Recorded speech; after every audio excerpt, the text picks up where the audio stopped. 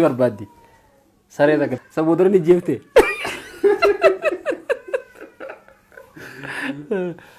Dubbiin akkana ture beektaa. Ayyee.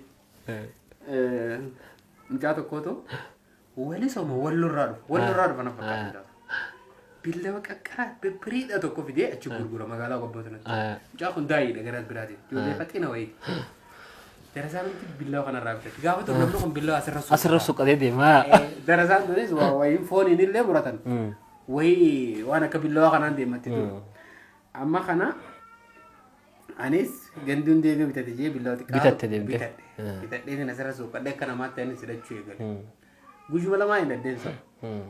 Ganda simee janiiti Qobbootana gama jalaa jira. Ganda simee kana buleetiin ganda ustaazii tajwiida garaas tokko jira kanatti Qobboo gara gubbaa. Ganda san dhaquuf asiin magaalaa keessaan dhaquurra asiin jala kanarraan dhaquu wayya jeetiin oorotuma keessaan ganduma simee kanaan akka nama jalarrachi qaxxaamure. Jalarrachi qaxxaamure jiimmoo kana keessa jimaalee kana keessa deemaatumaan karaa sun takkaa deemee beeku beeka. Asumaaniin qaxxaamura maal jaaniin isa laga tokko gobee laga tokko jira laga xiqqaa tokko. Laga saniin akkana ol baa jeetiin jala kanarrachi qaccee. Ganduma simeerra jala kanarrachi qaccee. Jimoota kana keessa asumaan akkanachi deemuutiin saree tokko jira ganda tokko keessa. Ani saree sana hin beekne jiraachuu isaa. Mana tokko kophaa jira ganda keessa. Mana kana dhufe asumaan akkana jimaa keessa deemu. Laal mana kana waggaa biroo karatti ol baata. Dallaa isaa kana tarkaanfatteet yookaan qorqoba jaaniini qorqoba kana ol tarkaanfatteet karatti ol baata. Seetaa mana kana dura saricha tokko haganda hunda anfariisa. Haguddinni Ni beeka gandi guutuun. Gandi guutuun ni beeka. Ati kuma qabdu. Ani fata akka karaa san hin deemne. Haleenca goobar guddina. Saree guddina jennaan tawaan bira qabu. Sarichi kun mana kana ulaa duran jiru.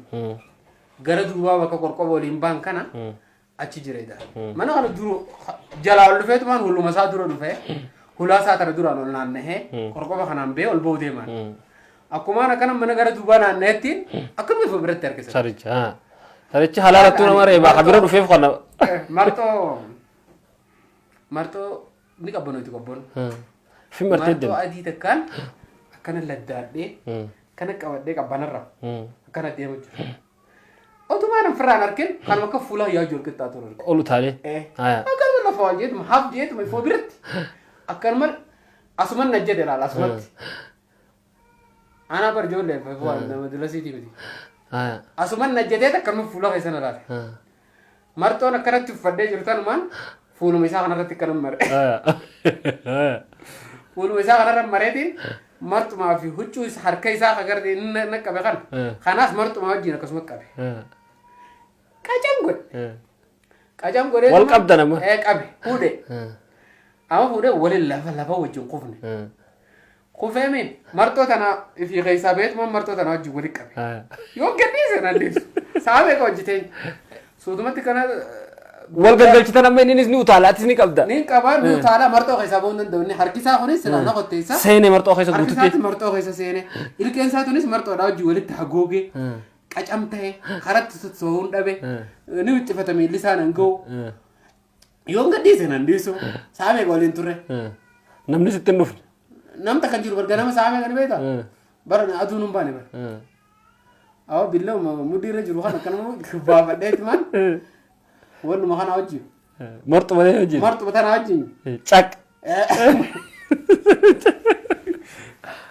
Apa dangaan ajjeesa malee nan dhiisu inni. Marxuma tana wajjin. Itti afarsite. Diddiree ajjeesa. Tuu waliin dhiisanii ta'e biraa kutu. Akkasitti baatan sarichaa wajjin. Silaasee baatu beekaa. Akkamiin taane nan dhiisu. Haa Abdurree. Akkaa dubbadeen beeku. Akkasuma uste. Amma gandiinis kuma hin qabu. Wata kana. Gandi qaama dhagoon dhaboon. Saree dhiyeessan dhagaa'uusi bakka itti garree koo qabaadhaa. Barbaachisaa ta'e bogumaa nama bal'aa fi jiru. Akkasitti Abdurree amma gaa qobboo hanganumatti haa gabaabsinu.